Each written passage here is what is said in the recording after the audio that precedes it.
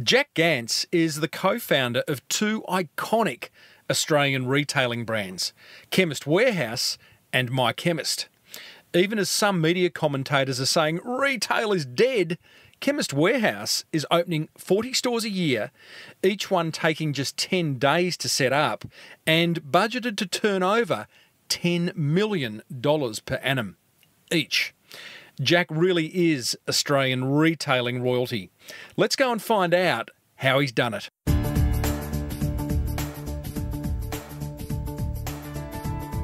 Hey, before we immerse ourselves in episode 381 of the Small Business Big Marketing Show, the marketing gold is made possible thanks to Dragon speech recognition software and 52ways.biz. Dragon's amazing. It converts whatever you say into text. You download the software, start talking, and your words appear on your screen. It's like magic. Which means you can create documents, blog posts, emails, reports, and spreadsheets in a third the time because we speak 3 times faster than we write. You can get an exclusive 35% off. That's a listener discount just for small business big marketing folk over at getdragon.com.au. We're also made possible thanks to Dale Beaumont's 52 Ways live event that's touring Australia and New Zealand in 2018. Yes, folks, 2018 dates have just been released. You have no excuses. You must go. It is so good. It's one very full day where Dale hands you on a platter 52 ways to grow your business. Grab your free tickets for you and some colleagues now over at 52, that's 52ways.biz. Well, I said, welcome to a small business marketing show where successful small business owners share their souls to take your marketing straight to the lead. Now, here's your host, Mr. Timbo Reid. And welcome back to the Small Business Big Marketing Show, Australia's #1 marketing podcast. I'm your host, Timbo Reid. You, infinitely more importantly, are a motivated business owner ready to crank out some great marketing to build that beautiful business of yours into the empire it deserves to be. Big show today. Jack Gance, co-founder of Australia's biggest retail pharmacy brands, Chemist Warehouse and My Chemist, joins us. What a treat that is. I share a no-cost marketing idea that involves a little marketing magic, and we revisit a recent episode in which you and I caught up with Peter Hitchener, Australia's #1 TV newsreader, who's also nailing social media at the ripe old age of 71. Hey, as per usual, team, there is marketing GOLD dripping from the ceiling over here at Small Business Big Marketing's HQ. So let's get stuck right in.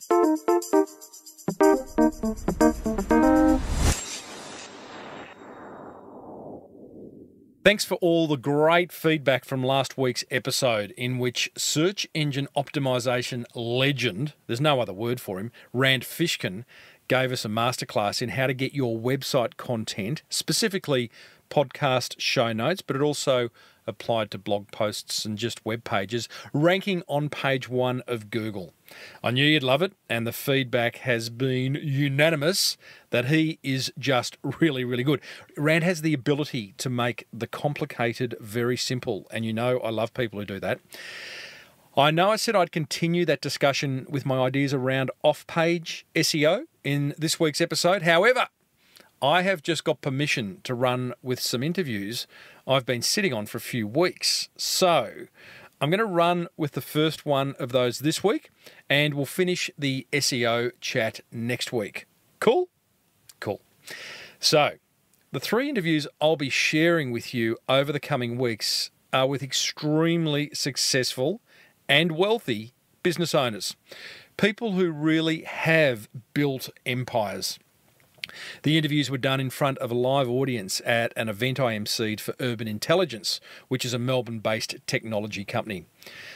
So to our first guest, Jack Gance qualified as a pharmacist in 1967, and alongside his brother, the pair purchased their first pharmacy around that time. In the 70s and 80s, love the 80s, the Gance brothers established the iconic Le Specs, Le Tan and Australis brands before selling them in order to build their pharmacy empire, which is now worth well in excess of $1 billion, thanks to the iconic My Chemist brand with 60 stores nationally and Chemist Warehouse with 350 stores nationally and growing with a bullet. Jack's personal net worth? Well, it was reported in 2016's BRW Top Rich 200 list at a lazy $391 million. I know where my hammock would be if I had that much money. He is a stalwart of the Australian retail landscape, and he's also the founder of the Family Business Association of Australia, of which he is very passionate. Please put your hands together for Mr. Jack Gance, and as you do, remember, he was a small business owner once.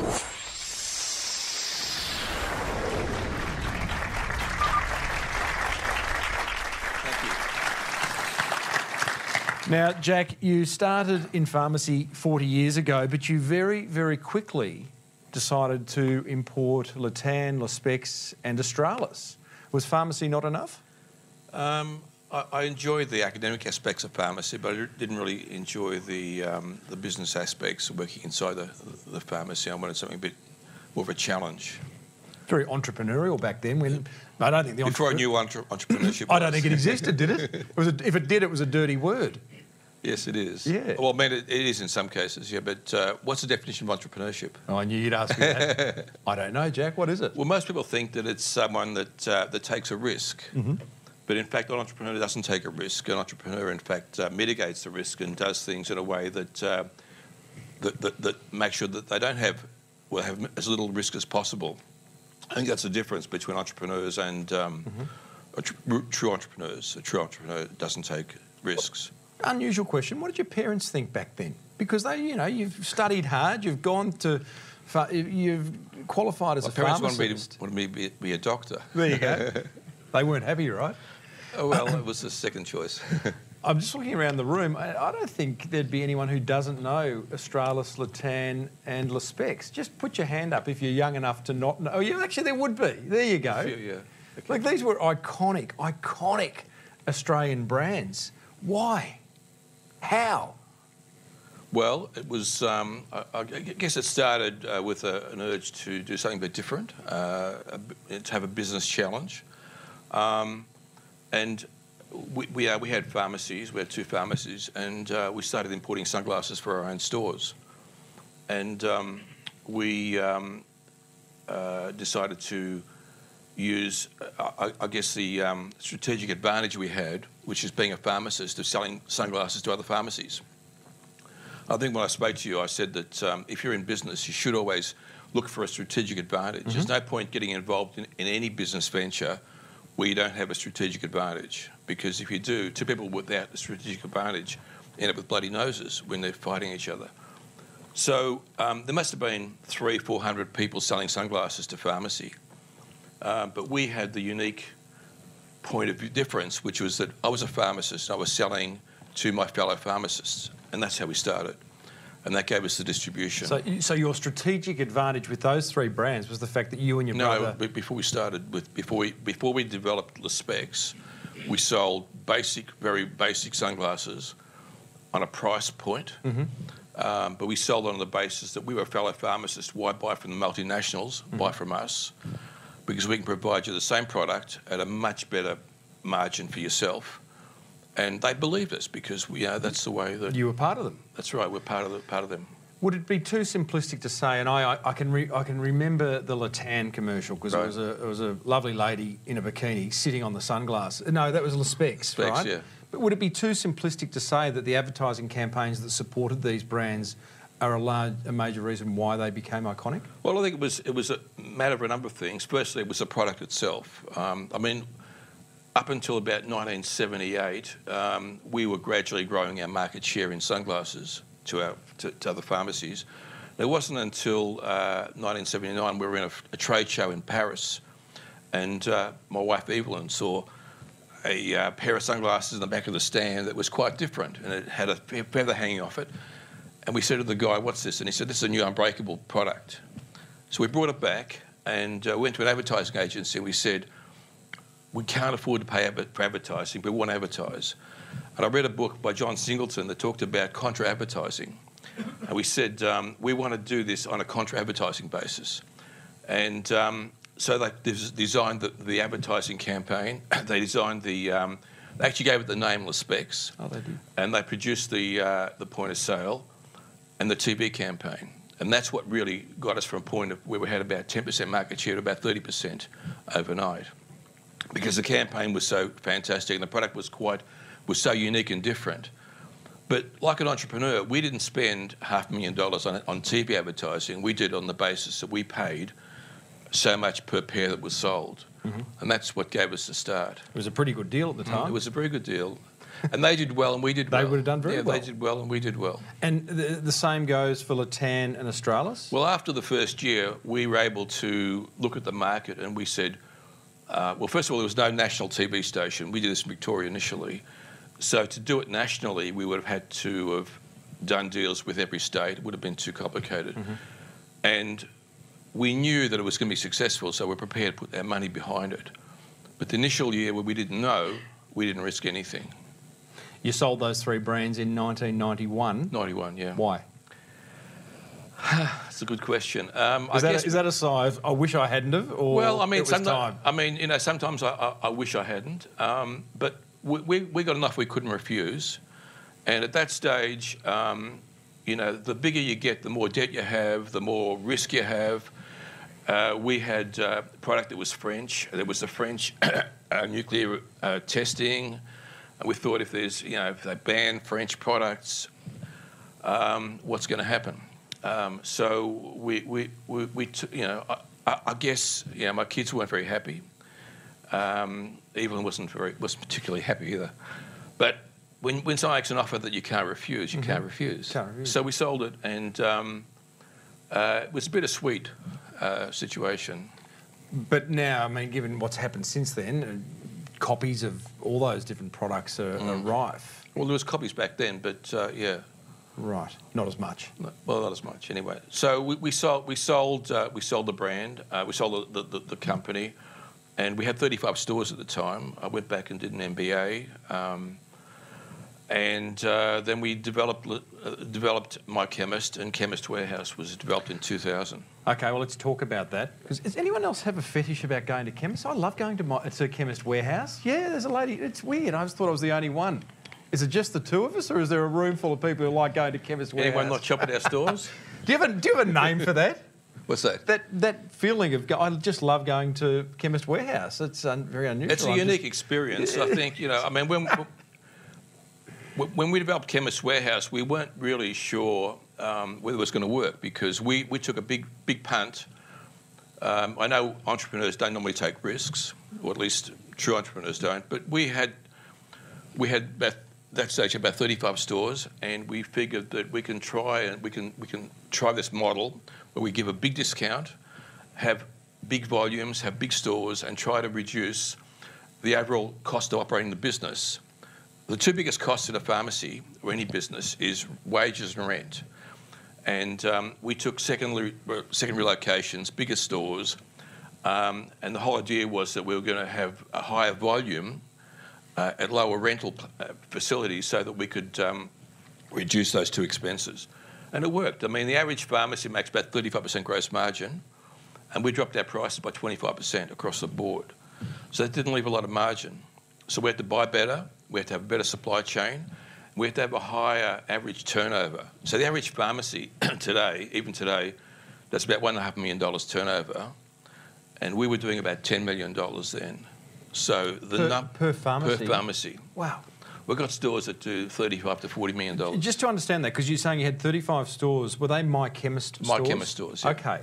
Which was a run-of-the-mill, it was a step above the other stores we felt. It was like an Amcal. It was like an Amcal, right? but we had probably more front-of-shop products. Okay.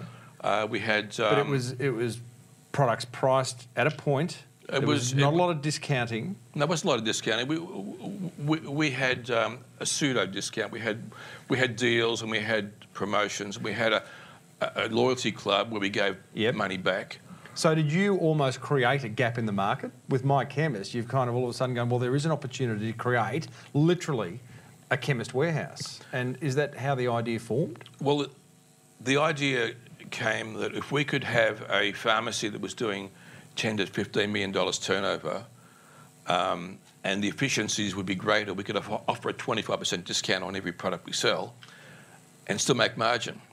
So that's what we, but it was a big risk, because if we didn't achieve the numbers and we gave away the discount, we go broke. You go broke there, store. and you're cannibalising My Chemist, aren't you? Well, surprisingly, it didn't really cannibalise My Chemist, and we drew from a bigger catchment area. My Chemist was really a community store that people would go. We'd have 3 or 4 in a suburb.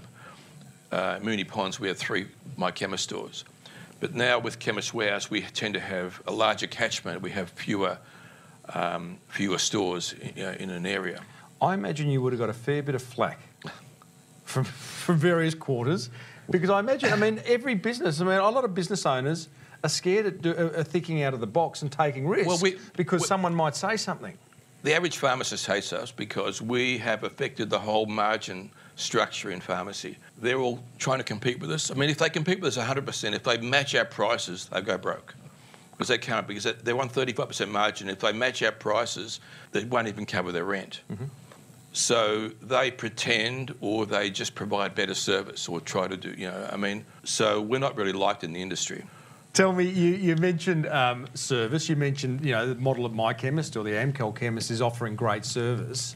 I note as a consumer that when I go to JB Hi-Fi, right, I don't think the service is that great. When I go to a Chemist Warehouse, I actually think the service at Chemist Warehouse has improved in the last couple of years. I don't know whether I'm just noticing that.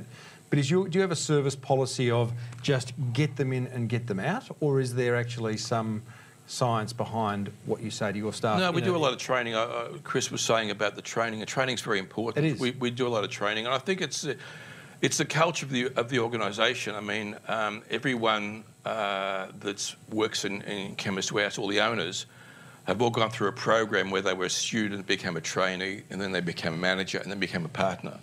So we have 140 partners, and those partners run individual stores. And there's that culture of ownership, in those stores. When you say a partner, is that do they have financial equity? They have financial equity, yeah. Okay. So we have about 140 people that have a financial equity, and they work individual stores. They might work 2 or 3 stores. And that's one of the reasons, because the partners there, like the owners there, and they've been through the whole of the program, starting as a student, trainee, and then become a pharmacist manager, and then a partner. And so the culture is very strong. Customer service, focus on the customer, and provide all the support. Mm-hmm. Warren Buffett just sold down $900 million worth of Walmart shares that he's been holding on to, citing a nervousness with retail. What do you think? I'll get you to get your crystal ball out now. A threat to you must be the internet. Well, it is. We're the biggest pharmacy on the internet. We do about $200 million a year on that, which is still a very small percentage of our business. The internet certainly is a threat, and we're concerned about what's going to happen with Amazon coming into the marketplace. But a lot of the products that we sell, there's an immediacy thing, and when they walk into our stores, there's a whole theatre in that. There's a lot of noise, a lot of signage. It's a very busy environment, very crowded, and it's that sort of atmosphere. There's no doubt what our offering is. Our offering is a lot of variety, a lot of product at very good prices, and we provide good service as well. Do you have people in a back room sort of planning what to do about that threat? To be honest, no, we haven't really taken a lot of... We focus on our own issues rather than looking around. We don't really take a lot of notice of what everyone else does. We run our own game. Let's talk inspiration. You're a successful businessman yourself. Where have you sought inspiration in the past? From anyone or anything? Well, I think, like Chris was saying, he doesn't like to copy things. I think that plagiarism saves a lot of time. So we see things all over the world, and we adapt them. I mean, you get an idea. You go to a trade show, electronic trade show, and you might see something that works for you. That I mean, I get excited about seeing something at a trade show, something different, and we try to adapt it. And what is there a process of adaptation? I'm always interested in where you see an idea, getting it into the marketplace, getting it into your business.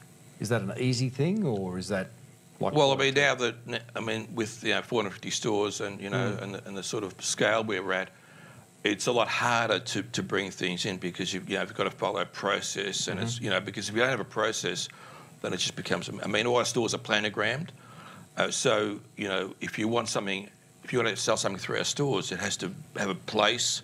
You can't just say, "I'll put it on the counter." There's no counter space, so it takes a lot more work, and we have to make sure that it is going to fit into the environment, and that it's going to add value to our business and to the. There's an incredible consistency about Chemist Warehouse.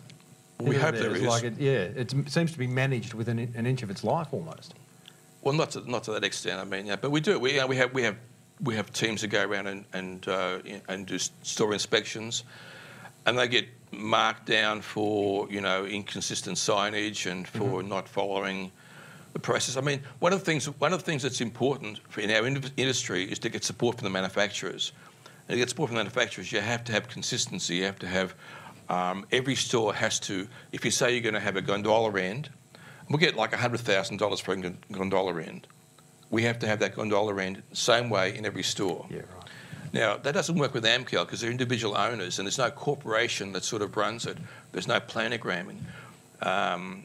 Price line to some extent. But in our stores, they know that if they do a deal with us, we'll buy 100,000 units. It'll be in every store. It'll have a facing. It'll have support. And it'll be on the television sets, it'll be in the window, it'll be on display. And that's important. Consistency is really, really important to be able to get the support of the manufacturers. I want to move on and talk about family. You started the Family Business Association of Australia, is that correct? I did, yeah. And family's been an integral part in running My Chemist and Chemist Warehouse? Well, my brother's involved, my nephew's now involved, Evelyn's always been involved. My partner, Mario, his two brothers are involved and he's got half his family there. Does it make business easier or harder? Both. I mean, the thing about family business is that you can have loyalty. You'd expect loyalty with the family, and that's a given. Then it's being able to get the person to work to the level that they're good at. I mean, not everybody is as brilliant as you'd like, and not everyone has the skills. I think the trick is to be able to balance, the inconsistencies with the ability, with the benefits of having loyalty and honesty and integrity that you just, it's unquestionable if it's a family member. Is it easier or harder to have those conversations though? Because if someone's not a family member in a business, you can kind of go, look, things aren't working out. You either need to pick your socks up or we're going to need to find someone else. Whereas with family, there's something more at stake, isn't there? Well, the other problem with family is that sometimes people feel they'll never be able to, achieve a position because the family member is always going to get the job. And that's a difficulty. I mean, if Family Business Australia has a lot of courses and training about the balance between, between picking people to run the business based on ability and family. There's advantages in both, and you've got to have the right mix and balance. And not everyone is good at running a business. Just because your dad happened to be the entrepreneur that started the business doesn't mean that you're going to be any good. Mm. And often your father's going to have second guesses about you and thinks everything you do is useless and no good anyway. So it makes it very hard. And other people say that their kids can't do any bad, and everything that the kids do, whether it's good or otherwise, is fantastic. Yeah. But everyone says that's not true. Not true, yeah. They cover up for them. I'm going to open up to questions shortly, but I'd love to know technology in Chemist Warehouse stores. What role does it play? It's very important. We control our own technology. We've written our own point of sale. We've written our own database to. Why would you do that? Surely there'd be off-the-shelf solutions. There was. Cheaper. Well, it's actually depend. I mean, when you're at the scale that we are, we just wrote our own dispensing system. Was costing us $500,000 a year in support for the dispensing system. We wrote our own, and the advantage is that we can control it. If we want to do tweaks, if we want to do any changes, it's in-house and we can do it. I think it's really, really important for us that we're actually able to control it. So if we want to make changes, we make them and it flows through to the stores. We have a very robust network. We have two data centres that have shadows of our IT system that are connected by fibre optic cable. We have a fibre optic cable to every store. We can control the computers in the store at head office. We have a team of about 50, 60 technicians that work on support. Go out and set up. We set up our own. To set up a store, we can set up a store within 10 days. So if we have the bare walls, we can set up the shelving, the telephone system, the computers, stock it, cameras within 10 days. How many stores are you opening a year? About 40 a year. Wow. 40, and we do them in each one in about 10 days. How exciting. There you go. Australian retail royalty, Jack Gance. From little things, big things certainly grow, huh? What a remarkable story. Coming up, I share my top 3 attention grabbers from that chat with Jack. Plus, I'll share another low-cost marketing idea that involves a little marketing magic. Now, I get how busy you are. So busy that you haven't written a blog post or added new content to your website in how long? A month? 10 months? Maybe never. Well, you're not alone. In fact, you're in the majority of small business owners who would rather set fire to their own legs than sit down and write a 500-word blog post, even though they know it'd be good for business. But guess what? We speak up to 3 times as fast as we type. And thanks to Dragon's speech recognition software, you could be smashing out content in literally a third of the time. Dragon converts whatever you say into words on your screen. It's ridiculously accurate right from the get-go, and it learns what you sound like, getting better each time you use it. I actually used it to write this ad. In fact, I spoke this ad. Dragon works on PCs and Macs, and right now you can access an exclusive 35% listener discount over at getdragon.com.au. So get Dragon now and write as fast as you think. And we're also made possible thanks to Dale Beaumont's 52 Ways live event. Now, instead of me telling you about it, and I have done that over the last few months and have attended it myself, loved it, here's a note I just received from listener Nerily. She says, "Hi, Timbo." Hey, Nerily. Long-time listener here. Well, I feel like it, although I'm still catching up. I listen to at least 1 or 2 of your podcast episodes a day while I'm in my studio. That's unreal. Some have background jibber-jabber on. Others have my show on, which could be regarded as background jibber-jabber. She goes on to say, "I just want to say thanks for the info on Dale Beaumont's 52 Ways event. I went yesterday and came away hugely positive and pumped." I love that. Well done for taking action, Nerily. Many don't. Many would have heard me speak about it, not gone. But that said, I know many of you have gone to great benefit. She goes on to say, "It's been a really hard few months." I'm sorry to hear that. "But now I'm getting back on track. I just wanted to say thanks. You're a legend, Nerily." So here's the thing, guys. We've got to get out of our businesses. We've got to get out and smell the roses, look around, go to events, expand our mind, meet other business owners, experience what they're going through, hear their challenges, hear about their wins. And an event like 52 Ways allows you to do that. It's 8 hours of learning, and it is. Dale shares 52 ways to grow your business in 8 hours. I mean, it's brilliant. If nothing else, just watch him present. He's a machine. You can learn a lot from that. Anyway, 2018 dates have been announced and free tickets are available over at 52ways.biz, and I would highly encourage you to get a group of fellow business owners and marketers together and head off for the day and have a ball. 52 Ways, 52ways.biz.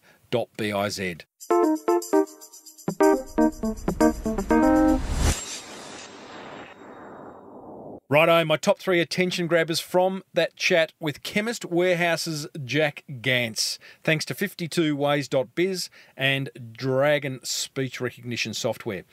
Attention grabber number 1. The advertising contra deal that Jack struck with an advertising agency in order to promote Le Specs was genius. Without it, he and his brother couldn't have built that brand to the iconic status that it became. So I guess it asks the question, what mutually beneficial contra deals could you be striking? Attention grabber number 2, the importance of systems. Becoming a bit of an old chestnut on this show. We've covered it a few times on previous episodes, but it can't be overlooked. Jack's opening 40 stores a year, each one taking only 10 days to set up. You can't do that without impeccable systems. So get all the systems in place in your business. A bit of hard work up front, a bit of grunt work, but boy, oh boy, will it make your life a whole lot easier. And attention grabber number 3, the hater's gonna hate. Thanks to Taylor Swift for that line. Although he only briefly touched on it during the interview, I'm guessing Jack and his team endured quite a lot of criticism as they established Australia's largest chain of discount chemists. Whilst I'm the first to support small business, don't get me wrong, I hate seeing the little guy get buried by the big guys. I'm also a big supporter of seeing small businesses grow big into the empire they deserve to be. Does that ring a bell? Hard to get that balance, but it looks like Jack continues to manage the haters and do it with aplomb. Hey, what grabbed your attention? Small business bigmarketing.com/381 is where you can leave me your thoughts. What have you got to lose? It's time for one simple yet effective marketing idea that you can implement pretty much immediately. One that's not going to cost you a fortune, if anything, and that might just generate you more awareness, more inquiry, ultimately more sales. I call today's idea the find time for a little marketing magic hack.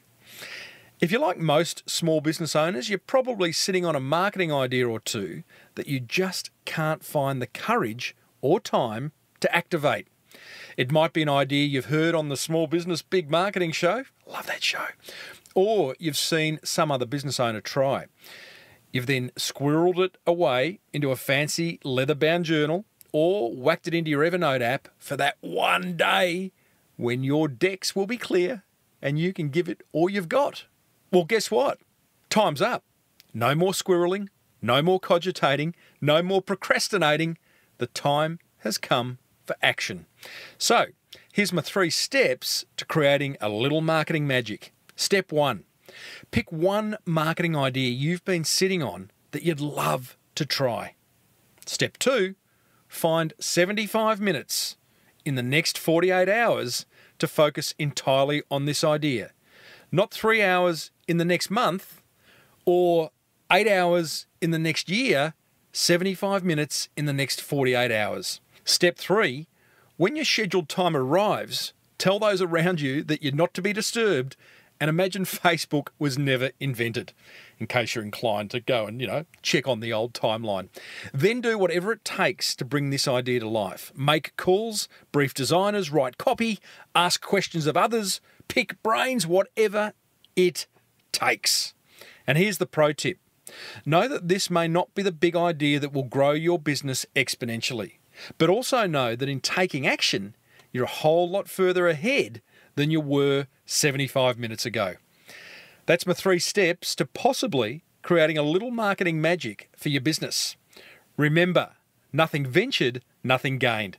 Head over to smallbusinessbigmarketing.com/381 where you'll find some additional resources to bring this idea to life, including a really good blog post on 11 ways to overcome procrastination.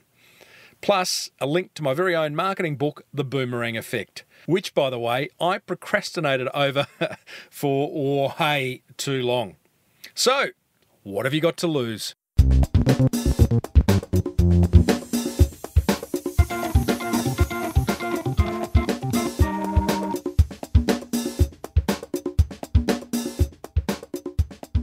That almost wraps up another episode of the Small Business Big Marketing Show, but there's plenty of marketing gold coming your way in the weeks ahead, including a chat with Australia's most successful restaurateur, and I'll be doing an episode on how I drive traffic to each individual episode of this show. A bit of off-page search engine optimization stuff. Hey, have you listened to the chat I had with 71-year-old Peter Hitchener, Australia's #1 TV newsreader, who's also very big on Snapchat? Wasn't even thought about as a strategy. I just thought, oh, this is a great app. How does it work? And so it was because of the app and because of the... And really, you have no idea actually how old the people are who are also on the app, except that it clearly does skew younger. But, you know, why not? And you get a response from I mean, it's amazing. The response to a picture or to a snap is in the thousands within minutes. If you're struggling with what to say and do with your business's social media, then that is an episode you really need to listen to. You'll find that full interview with Hitch, plus hundreds more, over at smallbusinessbigmarketing.com, or you can subscribe free on your favourite podcast catcher, which I would love you to do. Then you'll never miss another episode. If you're serious about growing your business through smart marketing, then be sure to grab a personalised copy of my book, The Boomerang Effect, over at smallbusinessbigmarketing.com. You can email me, tim@reid.com.au. Tell me your thoughts, say hi, hit me up on Twitter @TimboReid. You can join the Small Business Big Marketing Facebook page. Hey, don't forget to check out Dragon's speech recognition software. It's a brilliant way to get those long overdue blog posts written. Or anything else you really need to write as well. Visit getdragon.com.au for a 35% off exclusive listener offer. And be sure to grab your free seat at Dale Beaumont's 52 Ways live event. New dates have just been released for 2018, so no excuses, no excuses. I'll see you at one of them. Head over to 52ways.biz. If you love the Small Business Big Marketing Show, then please let another business owner or 5 know about it.